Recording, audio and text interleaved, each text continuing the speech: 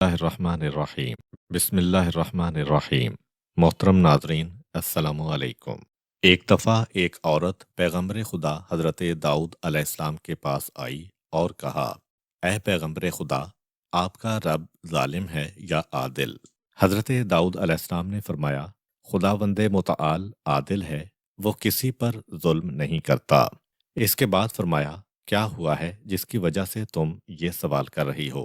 औरत ने कहा, मैं एक बेवा खातून हूँ और मेरी 3 बेटियां हैं। मैं अपने हाथों से शाल वगैरह बनाती हूँ। कल मैंने एक शाल बनाई थी और उसको कपड़े में लपेटकर बाजार में बेचने की गर्ज से जा रही थी, ताकि उसको बेचकर बच्चियों के लिए खाने का इंतजाम करूं। अचानक एक परिंदा आया और मेरे हाथों से वो शाल लेकर चला गया। इस तरह मैं तंगदस्त और गमगीन हो गई। मेरे पास कुछ भी नहीं जिससे अपनी बच्चियों का पेट भरूं। अभी औरत की गुफ्तगू खत्म नहीं हुई थी कि हजरत दाऊद अलैहिस्सलाम के दरवाजे पर किसी ने दकुल बाब किया। आपने अंदर आने की इजाजत दी। 10 ताजिर हजरत दाऊद अलैहिस्सलाम के पास आए और हर एक ने 100 दीनार यानी कुल 1000 दीनार आप अलैहिस्सलाम के पास रखे और अर्ज किया, ए पैगंबरे खुदा, इस रकम को किसी मुस्तहिक को दे दें।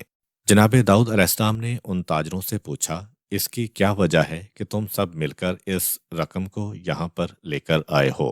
ताजरों ने अर्ज किया, हम एक कश्ती पर सवार थे कि अचानक एक तूफान उठा और कश्ती में सुराख हो गया और करीब था कि हम गर्क हो जाएं और हम हलाक हो जाएं।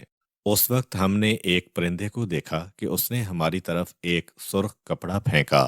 जब हमने उस कपड़े को देखा तो उसमें एक शाल थी। उस शाल के जरिए से हमने कश्ती के सुराख को बंद किया और इस तरह हम निजात पा गए और तूफान को भी आराम आ गया और हम साहिल पर पहुंच गए। खतरे के वक्त हम सब ने मन्नत मानी थी कि अगर हमारी जान बच गई तो हम में से हर एक 100 दीनार सदका देगा। इस वक्त ये 1000 दीनार आपकी खिदमत में लेकर आए हैं। आपकी मर्जी, जिसको भी चाहें सदका दें। हजरत दाऊद अलैहिस्सलाम ने औरत की तरफ रुख किया और फरमाया, तेरे रब ने तेरे लिए दरिया से हदिया भिजवाया है, लेकिन तू उसको जालिम और सितमगर जानती है। इसके बाद 1000 दीनार उस औरत को दिए और फरमाया, इन पैसों के जरिए बच्चियों के खाने पीने का इंतजाम कर। परवरदिगार आलम तेरे हालात और रोजगार से दूसरों की निस्बत ज्यादा जानने वाला है। हजरत मूसा अलैहिस्सलाम के ज़माने में एक दिन इबलीस आ हजरत के पास आया और कहा, चाहता हूँ कि आपको 1003 नसीहतें करूँ। हजरत मूसा अलैहिस्सलाम इबलीस को पहचान गए और फरमाया, जितना तुम जानते हो उससे कहीं ज्यादा मैं जानता हूँ। मुझे तेरी नसीहत की कोई ज़रूरत नहीं। हजरत जिब्राईल हजरत मूसा अलैहिस्सलाम पर वही लेकर नाजिल हुए और अर्ज की, ए मूसा, परवरदिगार आलम फरमाता है, इसके 1000 नसाए गरीब हैं, लेकिन इसकी 3 नसीहतें काम आने वाली हैं, उनको सुनो। हजरत मूसा अलैहिस्सलाम ने इबलीस से फरमाया, 1000 को छोड़ो, 3 नसीहतें बयान करो। इबलीस ने कहा, जब भी किसी नेक काम को अंजाम देने का इरादा करो तो फौरन उसको अंजाम दो, वरना तुमको पशेमान कर दूंगा। अगर किसी नामहरम के साथ तन्हाई में बैठे हो तो मुझसे गाफिल ना रहना, वरना तुमको बुरे काम करने पर उबारूंगा। जब भी तुमको गुस्सा आए तो अपनी जगह को तब्दील कर लो, वरना तुमको लड़ाई झगड़े के लिए तैयार कर दूंगा। इबलीस ने कहा, अब जबकि मैंने तुमको 3 नसीहतें की हैं तो मेरा तुम पर हक बनता है। इसके बदले में तुम खुदा से मेरे लिए बख्शिश तलब करो। हजरत मूसा अलैहिस्सलाम ने इबलीस की चाहत को परवरदिगार आलम से अर्ज किया। रब्बे करीम ने फरमाया, ए मूसा, इबलीस को जाकर कहो, इस शर्त पर तुमको मुआफ करूंगा कि जब तुम आदम की कब्र पर जाकर उसको सजदा करोगे। हजरत मूसा अलैहिस्सलाम ने अल्लाह का पैगाम इबलीस तक पहुंचाया।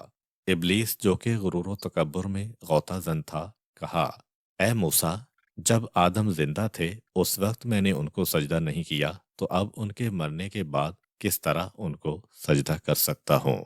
गर्ज ये कि इबलीस ने अपने गुरूर व तकब्बुर की बिना पर अपनी बख्शिश का मौका ज़ाया कर लिया। एक दफ़ा का जिक्र है कि मामून के नौकरों में से एक ने उसको बताया कि हमारे हमसाया में एक दीनदार मर्द रहता था। اس نے آخری عمر میں اپنے جوان بیٹے کو، جس کا تجربہ کم تھا، وصیت کی اور کہا: اے بیٹا، پروردگار عالم نے مجھے مال اور نعمتیں عطا کی ہیں جن کو میں نے کافی زحمتوں سے حاصل کیا ہے، اور یہ سارا مال و نعمتیں تجھے بہت آسانی سے میراث میں مل رہی ہیں، لہٰذا ان کی قدر جاننا اور اسراف نہ کرنا، نااہل دوستوں سے پرہیز کرنا۔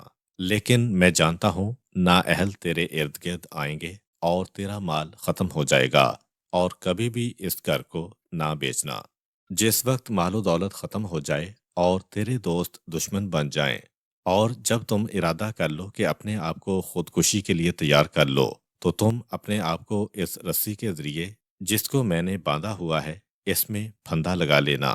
بیٹے نے باپ کے مرنے کے بعد مال کو خرچ کیا اور اسراف کیا، نااہل دوستوں پر اپنا مال لٹا دیا، اور جب مال ختم ہو گیا تو وہی دوست اس کے دشمن بن گئے۔ لیکن اس نے اپنے باپ کی اس وصیت پر عمل کیا کہ گھر نہیں بیچا، اور اس نے خودکشی کا ارادہ کیا اور اس رسی میں لٹکنے کے لیے گیا جس کو باپ نے چھت سے باندھا ہوا تھا۔ رسی میں گردن کو ڈالا تاکہ خودکشی کرے۔ وزن ہونے کی وجہ سے اچانک رسی ٹوٹ کے نیچے گری، اور وہاں سے 10,000 دینار نیچے گرے۔ جس وقت جوان نے ان دینار کو دیکھا تو خوشحال ہوا، اور اپنے باپ کی وصیت کا مطلب سمجھا کہ کیوں باپ نے کہا تھا کہ گھر نہ بیچنا۔ اس کے بعد وہ خواب غفلت سے بیدار ہوا اور اسراف و فضول خرچی سے دوری اختیار کی، اور میانہ روی کے ذریعے زندگی کا آغاز کیا۔